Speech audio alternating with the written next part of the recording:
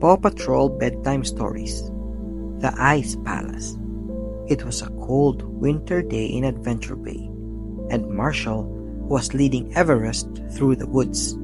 Marshall had a surprise waiting for Everest, so he had her put on a blindfold. "Marshall, where are we going?" "I told you a surprise."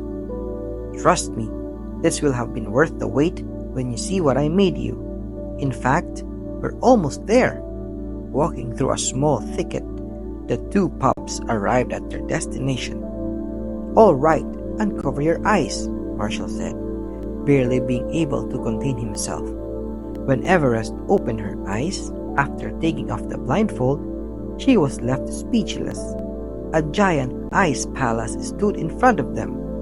"I made every piece myself," Marshall told her. "Is everything made out of ice?" "Yes," said Marshall. "Marshall, this is amazing. Glad you like it. But wait until you go inside." Everest was barely able to hold in her excitement as Marshall opened the ice doors. Everest closed her eyes as she walked inside, and when she and Marshall were completely inside, she opened her eyes.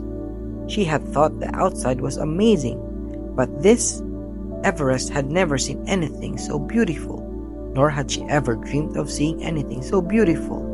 "You did all this?" asked Everest.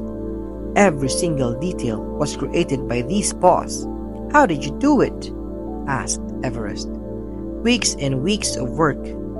"And you did all this for me?" "Yes, it's all for you." "Marshall, I don't know what to say. There's one more thing I want to show you." "I can't wait." Marshall led her through the ice palace foyer and into the centermost room.